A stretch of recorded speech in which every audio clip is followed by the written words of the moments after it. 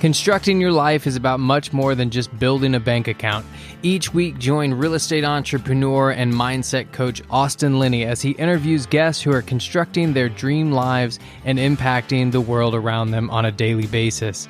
If you're an entrepreneur or wanting to start a business, or you just want to hear motivating stories of how others have overcome the odds, you are in the right place. And now for your host, Austin Linney.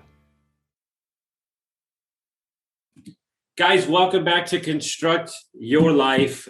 We decided to let you all in on the fun because we were laughing before. So I have the honor of having Miss Jen in the house. How are you doing? I'm great. I'm so excited to be here. Thank you so much for having me. So excited to be here. I had the pleasure of going on her podcast and we got talking and we had such a good time. So we wanted to bring her on Construct Your Life. And you got your hands in a bunch of things, but what I like to have my guests do is they tell their story and then we kind of go from there. So.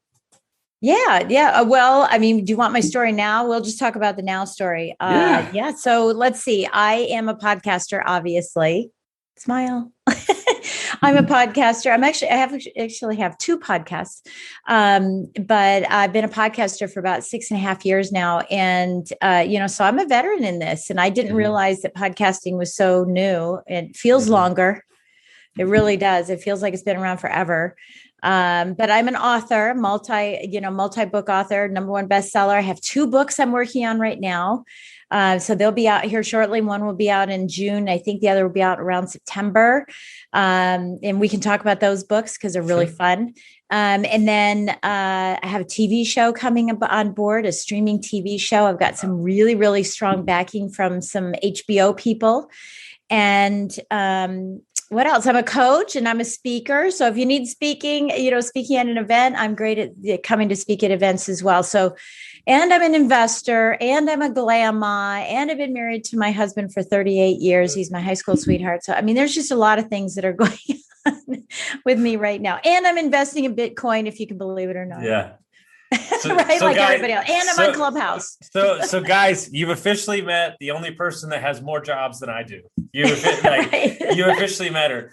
Right. Now, just to give them context, before all of these things, where did you spend most of your time and got your business acumen? Where was that space? Yeah. Well, for 38 years now, I've been in the mortgage lending business. I was an originator for many, many years. 3 years ago, I retired from that job. I'm not officially in that space anymore, but I coach mortgage loan officers, realtors, on how to get their business to be fantastic. So I had the wonderful privilege of being in the top 200 loan officers in the country, funded over $1 billion in loans. So I've got a lot of experience there. And yes, I have a company that also provides financing to investors called Black Fox Investments. So I'm not quite out of it yet, but I am. So I want to ask, we're going to get selfish for a little while because you're very successful and you inspire me on everything that you got going on. Are you kidding me? Well, what everybody asks me all the time, like we have a company that we're launching next week, and then another company, and then I've got the Airbnb company and 2 podcasts. Oh, and I have that too. Yeah. I forgot about that too. two podcasts myself. Yeah. What do you tell people when they say you have too much going on? What do you tell them? Well, I mean, I don't have too much going on, first of all. I really don't. Like you, I lead by my lifestyle. So I make sure that my lifestyle can fit into all of this. And so I hire people. I hire people to run these businesses so that I don't have to run them myself. And I think that's one of the challenges that people have is it's sort of an ego, it's like a chip on our shoulders. Like we built it. We have to be there. We have to be involved in every little aspect of it. Not to say that I don't have challenges with that, because as you're growing any one of those businesses, it is your baby. You do have to be there. You have to understand what, the dynamics are of that business before you can hire the right people. And so there are some of those challenges there. And I'm in that quandrum right now. I'm in a place where I'm about ready to go to a unbelievable level in one of my businesses. And the challenge right now is finding the people to hire. I know what I want to hire, but I can't even find them. It's been a whole quarter that I've been working on 3 jobs, 3 positions that I'm trying to hire for, to be able to take me to the next level. So, I know there's the adage of, he who chases 2 rabbits gets none. I've always been of the opinion, I grow each business to a 6-figure income, set it and forget it, hire the right people, and then move to the next business. That's how I've typically ran my businesses. So I'm right there with one and about ready to get the other one off the ground and running strong too.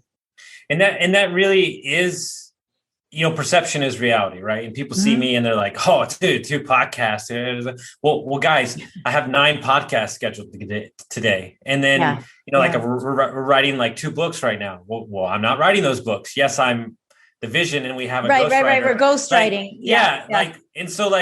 I get it. But like, if you think that I'm running the day-to-day of all these companies, like you're sadly mistaken, because we would make no money. Trust me. Right. And we would look terrible. But what we can be is we can be the vision and the driving force and the brand that pushes maybe the other people that are with us.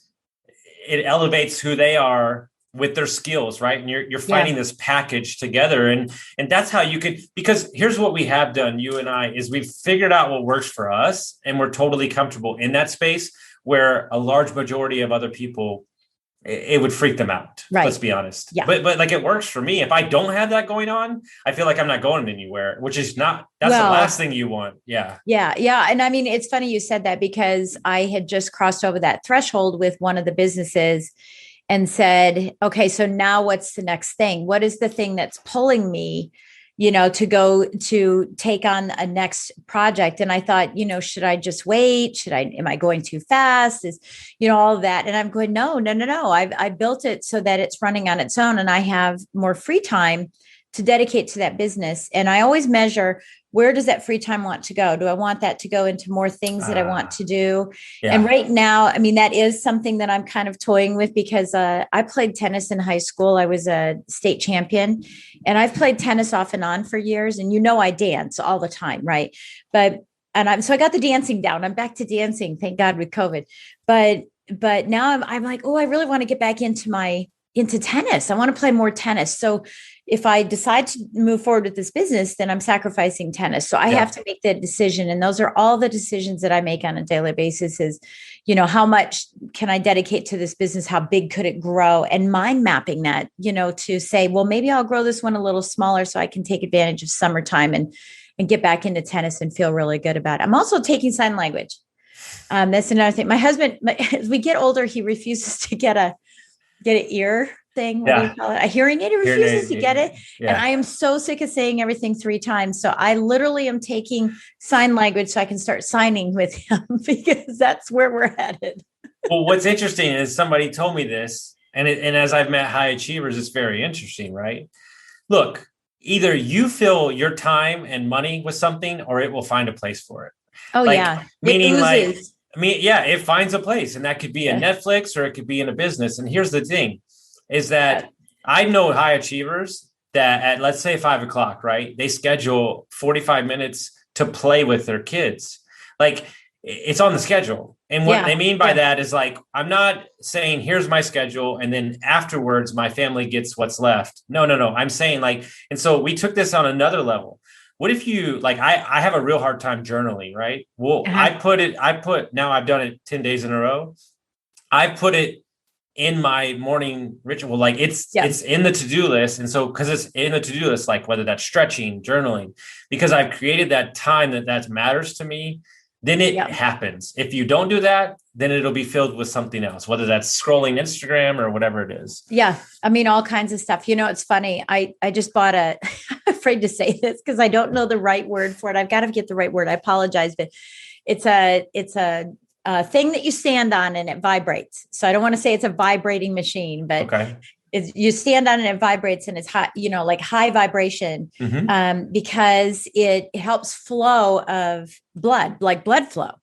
And it's now used for recovery of knee surgeries and knee injuries. And right now I have a shoulder issue. And so it's this recovery thing, and it's great for blood flow generally. And my chiropractor suggested it. So now it's sitting right here on the floor, and I stand on it while I'm having phone conversations. Thankfully it vibrates well, so I don't sound like I'm going like that, but it vibrates so well. And it's something that I've said, okay, well, now how do I compact time?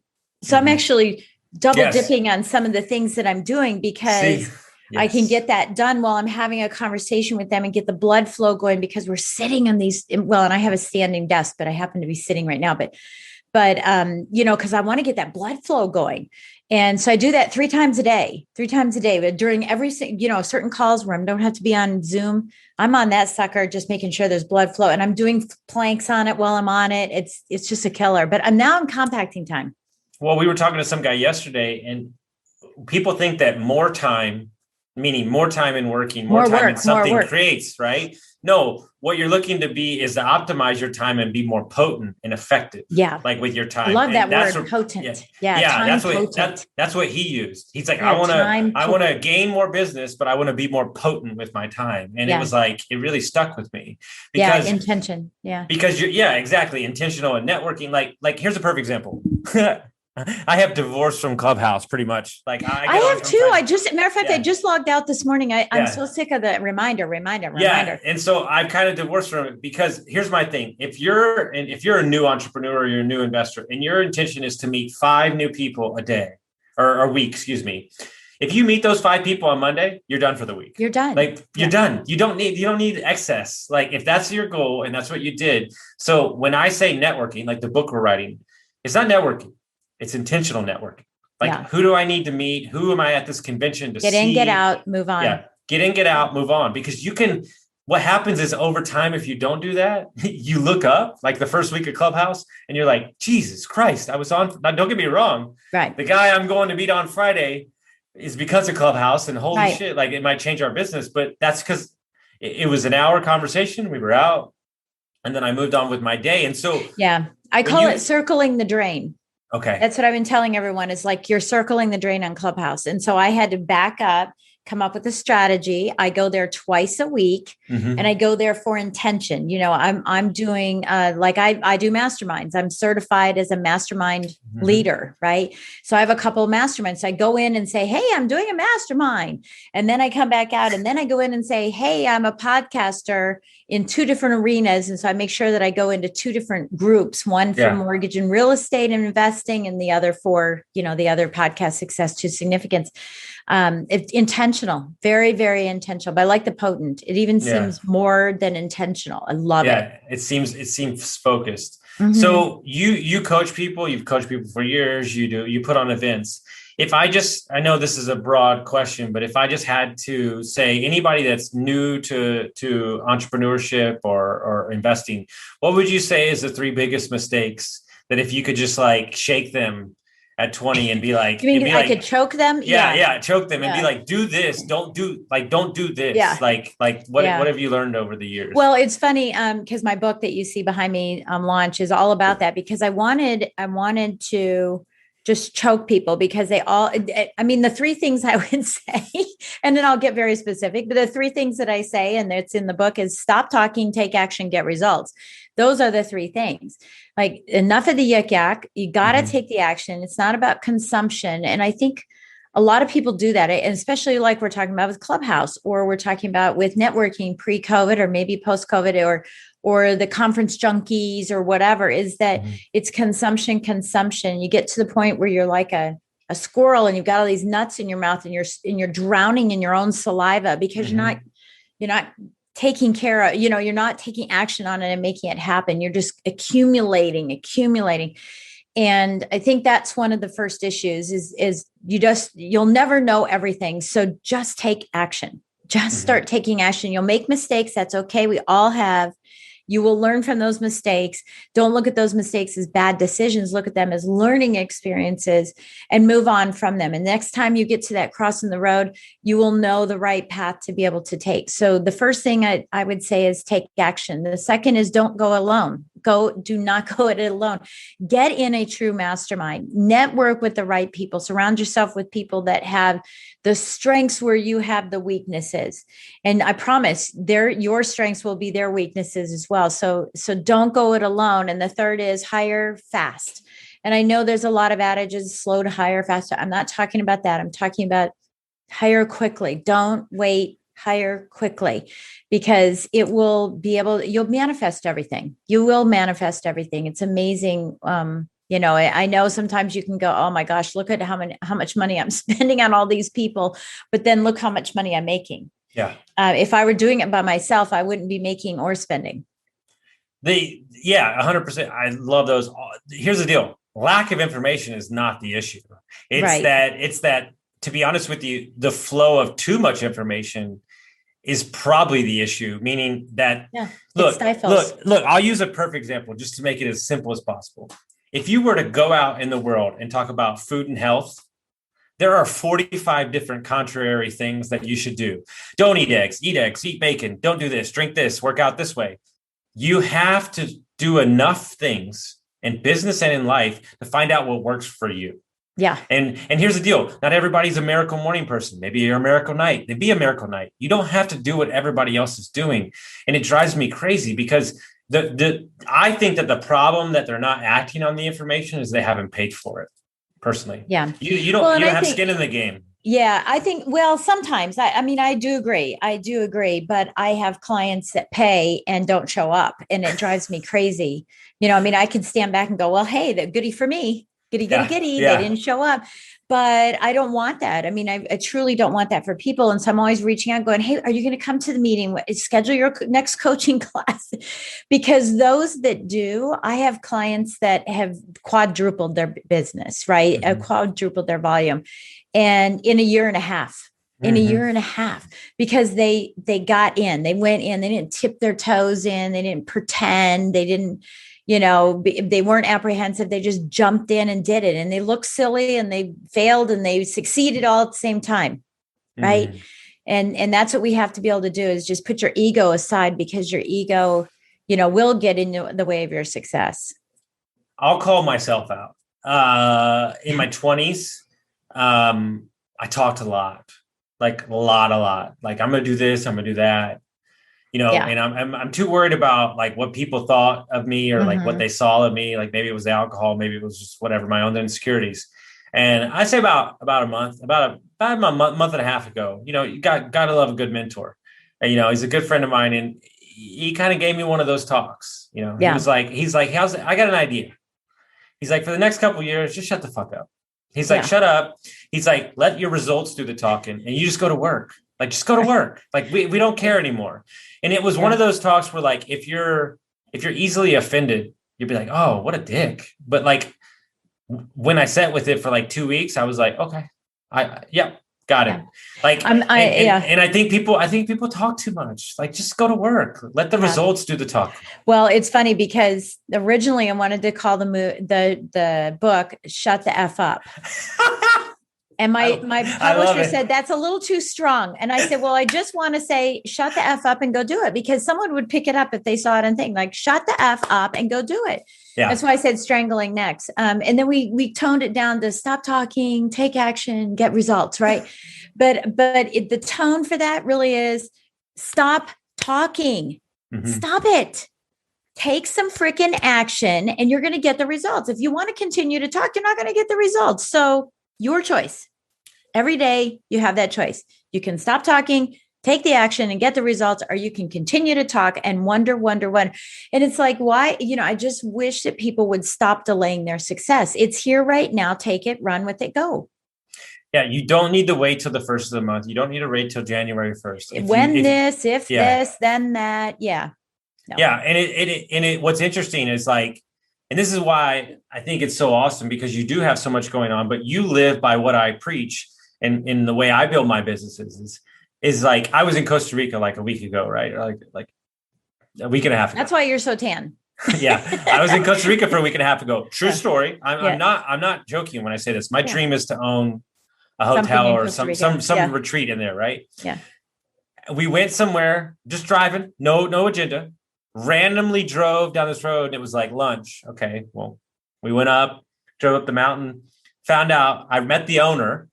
It's a 50-room hotel, 2,000 acres. It's been there for 30 years. And she's like, well, actually, I'm selling it. Oh my goodness. And here's the deal. I don't got the 10 million right now to buy it, but it made me realize like other people would look at that and go like, dude, just relax on your vacation. I'm like, I am relaxed. This is what I'm doing. Yeah. Like me working out and eating healthy and looking at real estate and traveling. That's me. And then, so if I can do my businesses around that, then I've created the ultimate lifestyle. And it feels like you've done the same thing within your. Oh yeah, absolutely. I mean, every place we go, because of Airbnb and because of investing, every place we go, we look at properties. And in fact, we were just talking about it this weekend with my family, because we've kind of passed this bug of owning real estate and investment properties, onto our children. And of course they own lots of properties as well now. And we were saying, hey, while we're going up to Michigan, that's a pretty good hot spot for properties. Yeah. Mm-hmm. Let's plan to like do some looking on the way and this, that, and the other, while we're there. And so we reached out to my cousin, and my uncles own a gazillion properties and my cousins do too. Said, okay, we need you guys to, who's your agent? Let's get your agent involved. And maybe they know other people throughout Michigan, as we travel up to the Upper Peninsula, and we can look at some properties, because just trying to find an Airbnb, just trying to find a hotel that will accommodate 8 adults and 3 kids, 3 grandkids, was a pain in the butt. And I said, well, there's a need. There's a need. If families are going to these things, there's a need here. What can we find?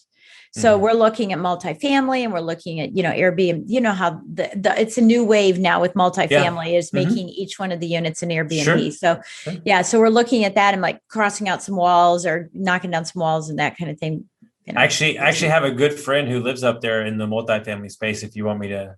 Oh yeah. He runs his mother-in-law's marijuana company, and he invests in I'm not joking. She's been growing it for years, and now they're popping up retail stores, and it just cracks me up. I know. It's so funny. Well, it's funny because our family owns a greenhouse. I said, why don't you guys be, Yeah, you like money? Yeah. You like money? Because this is the way to do it. Yeah. Well, what's interesting, right, is, and I want to get your expertise in this area. You were very successful as a mortgage broker, and you invested on the side. Yeah. And what I don't understand, and maybe they'll never change, but I'll bang the drum until they get it.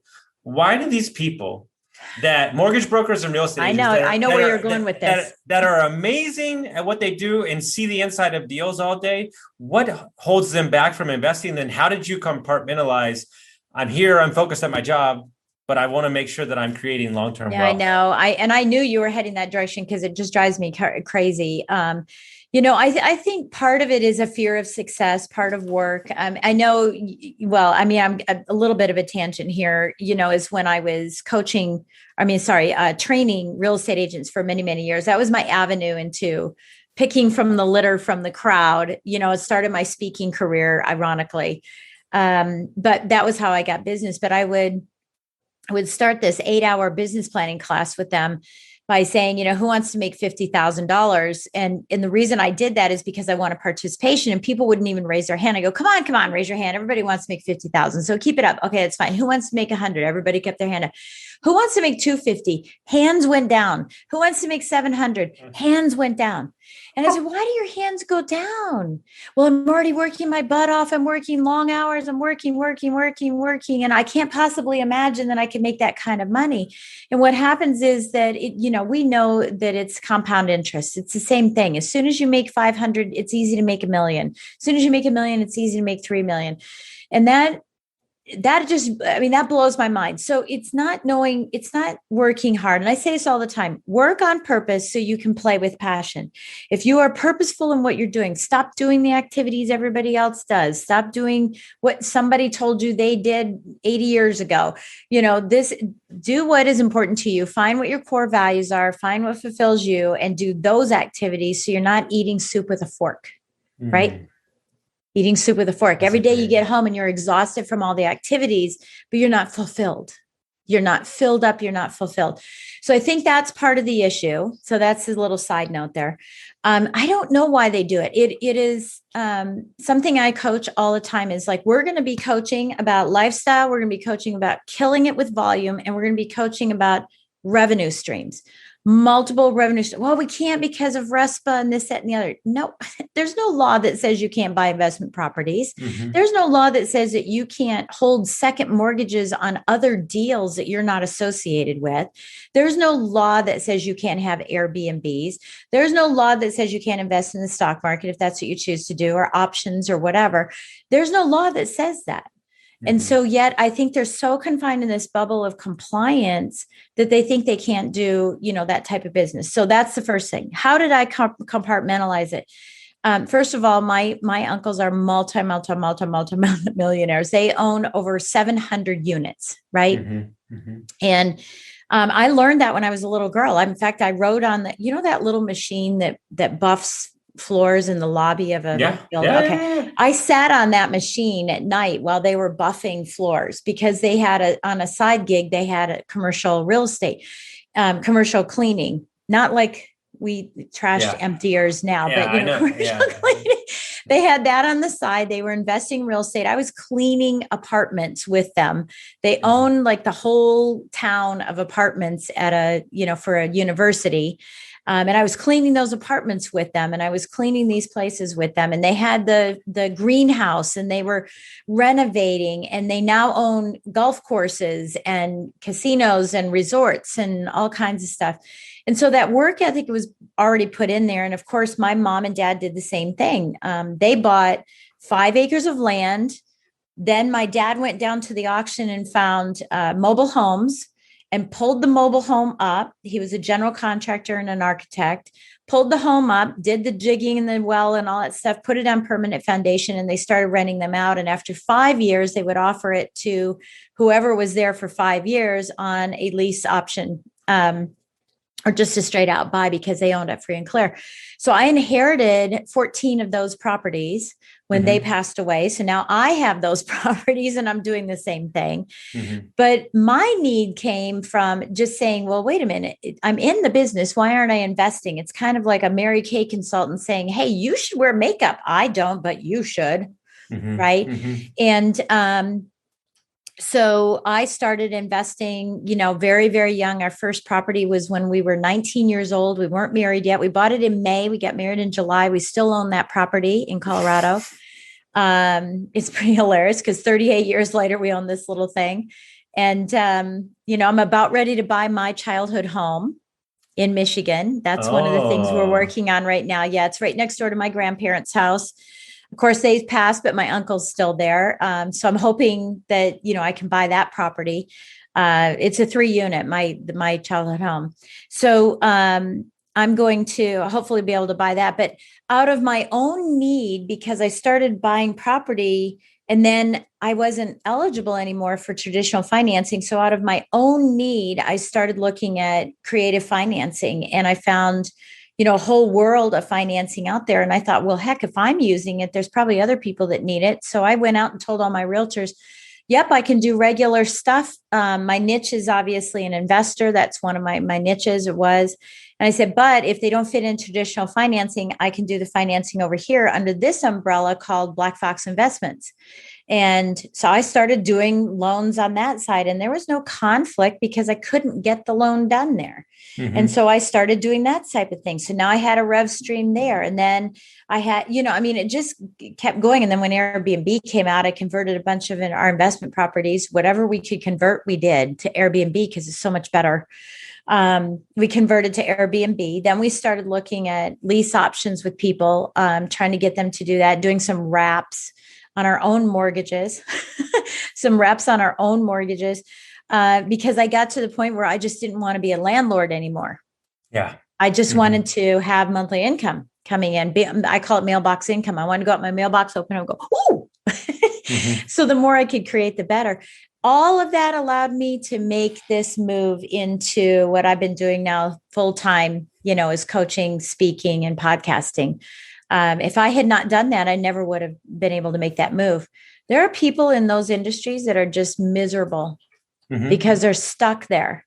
They didn't plan ahead. And I think that's my mission now, is having that lifestyle business mastery where your lifestyle's first, your success is first, whatever that may be for you. It doesn't have to be just money. It could be time. And then we'll build the business around it. So for me, that's what's most important, is like having that core lifestyle, which is, if you think of a wheel on a tire, wheel and tire, right? The wheel is steel. the tire gets all the bumps and bruises. And what happens is people focus their business as being the steel, and then their life gets the bumps and bruises and the nails and the potholes and all that stuff.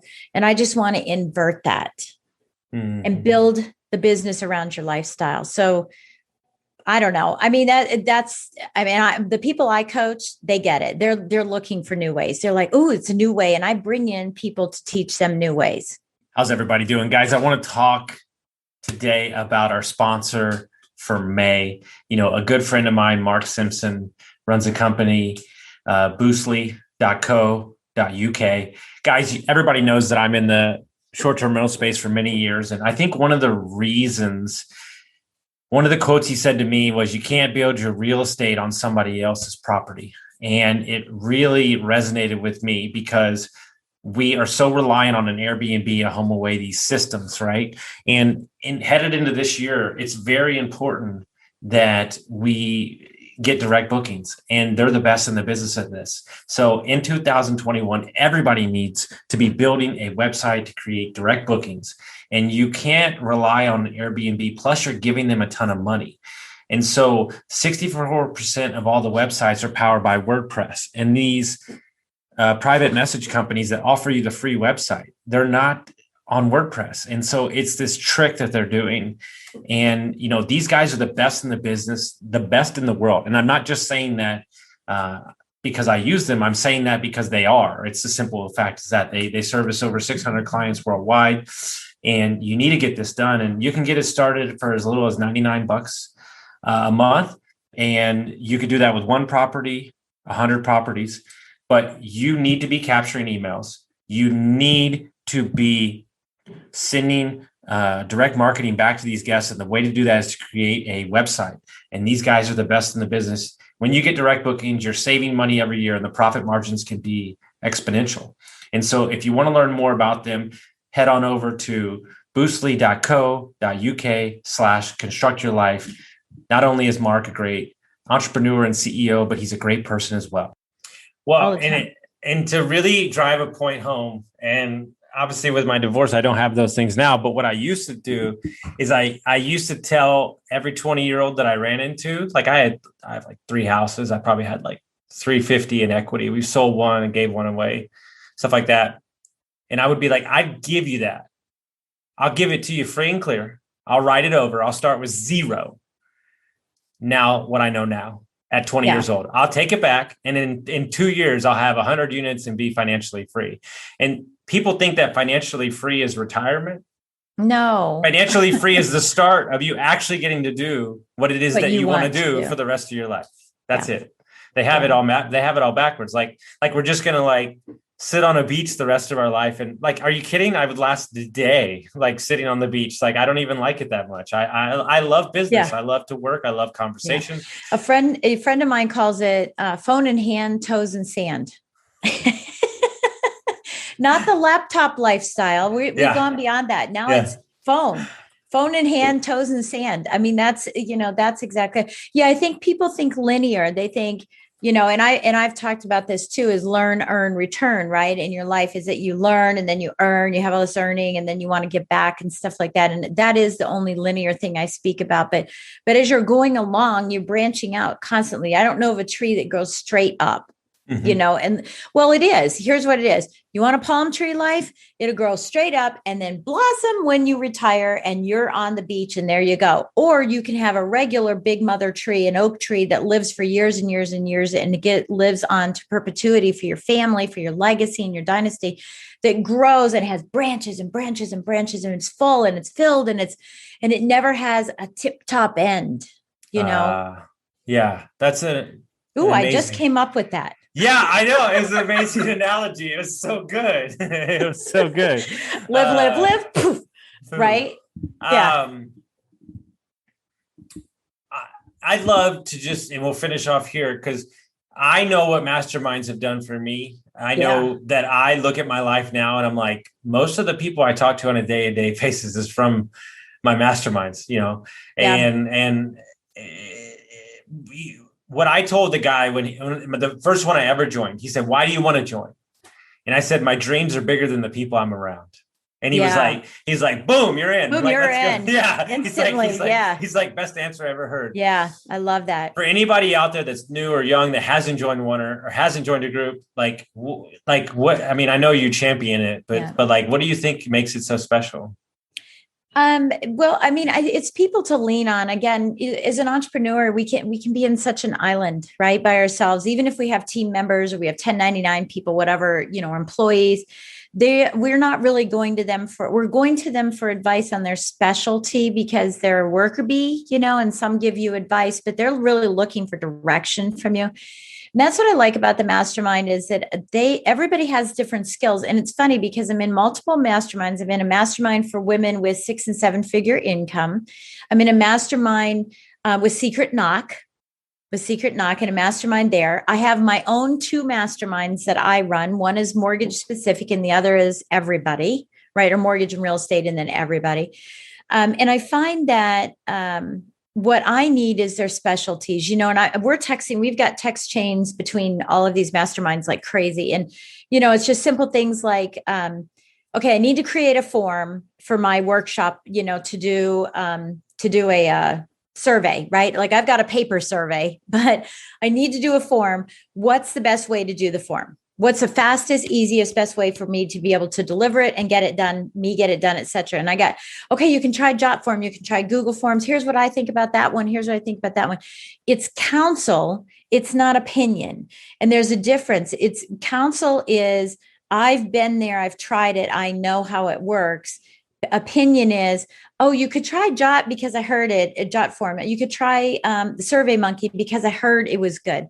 I love that it's counsel and it's real, right? Help there. Also the networking that happens, like you said, even in Clubhouse, and of course I've had those Clubhouse ahas. But one of the masterminds that I'm in, the person is an editor for like unbelievably famous people who've written unbelievably famous books that have sold over 3 million copies, right? Connected me so I could have them on my podcast, which led to 5 other connections, which led to me meeting Lee Simons, who is a producer and director for HBO. And he's the man who was behind Floyd Mayweather's fight, right? Mm-hmm. He's the guy. He's now my producer and director for my TV show. Right. I never would have met him if I wasn't in this mastermind. Yeah. Another a gentleman in the mastermind, he was writing a book about moving from sales to being a leader, right? Because we all think we're really good in sales and then we're just going to own something and we'll be just as good. Well, there's a path there. And I know that. And he knew that. And he said to me, hey, you've been in sales all your life. What do you think about the name? And I was like, And he goes, oh, I see it on your face. And I go, I don't know about that. I don't know. I mean, I don't know what you're trying to tell me. And so we started chowing through it for about a half an hour and I helped him. I actually named it. I named his book and he just went number 1. It's called Sellership. And it's not even a word because I'm like, you're going from seller to sales to selling to leadership. And he goes, yeah, it's leadership or salesmanship. And we were kind of playing around. I went online and I'm like, oh my gosh, this word doesn't work. It doesn't even exist. And he goes, well, how do we do it? And I go, sell.ship and then the definition below it. And so it has a whole new word. So the contribution that I'm giving to people, oh my gosh, it pays back tenfold. I mean, it just pays back tenfold. And that's what masterminds do is you can lean on people. You can see it's not coaching. It's very pointed. And if you do it right, it's tell me your problem. Let me ask some clarifying questions. And here are all the counsel that everyone's going to give you. Now go take action.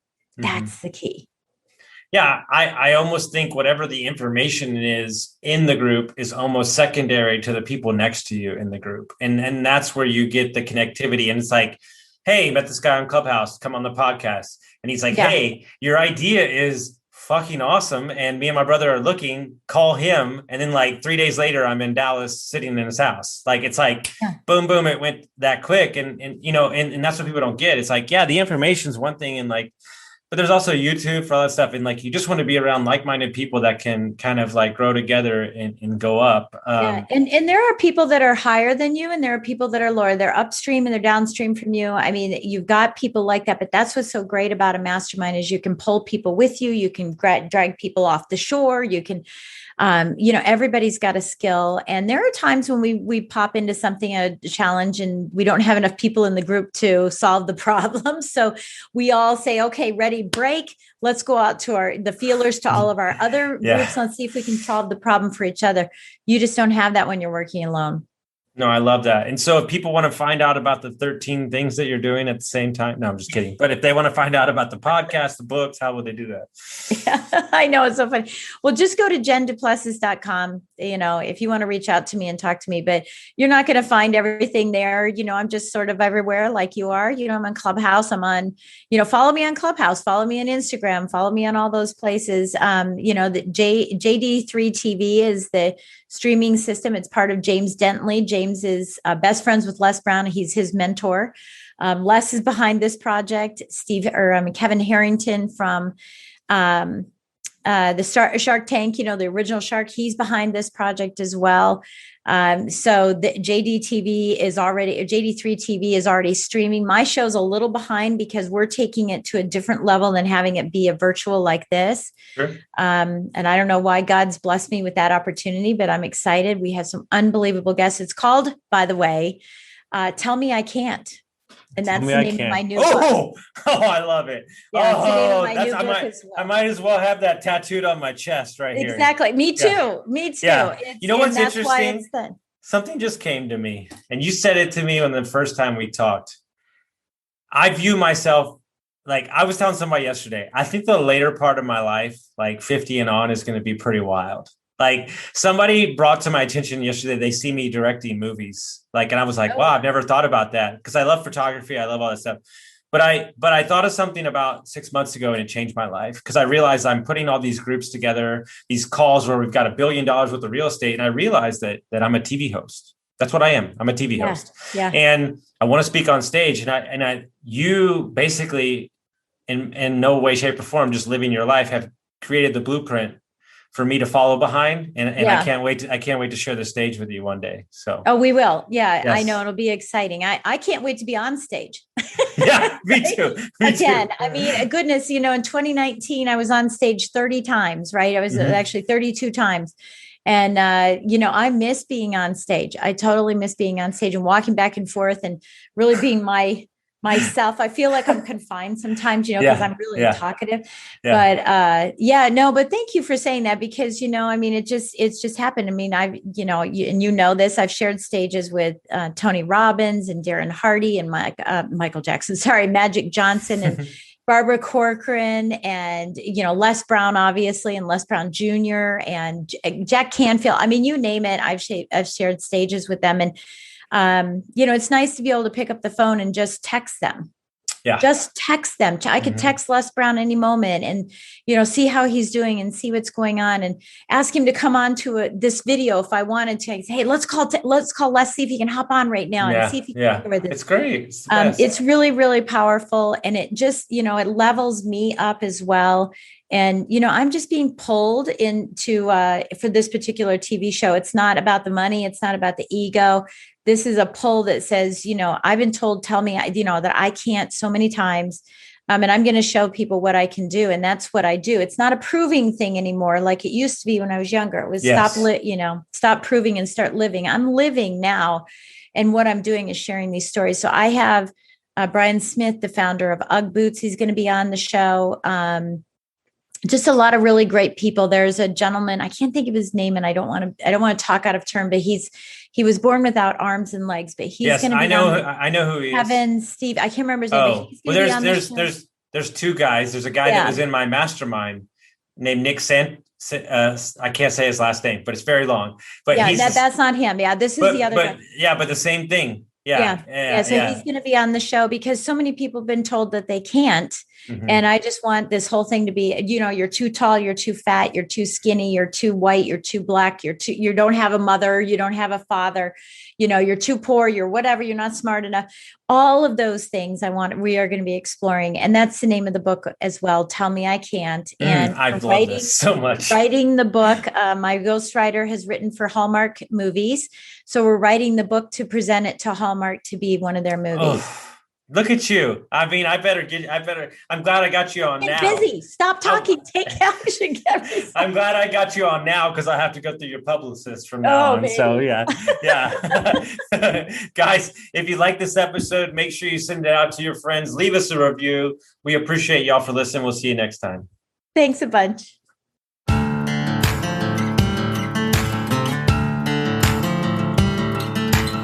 Thank you for listening to Construct Your Life with Austin Linney. If you enjoyed this episode, be sure to rate, review, subscribe, and pay it forward by sharing with a friend. Most importantly, take this opportunity to start constructing your life by taking immediate action on what you learned. For show notes, resources, and more information on one-on-one coaching with Austin, visit constructyourlifepodcast.com.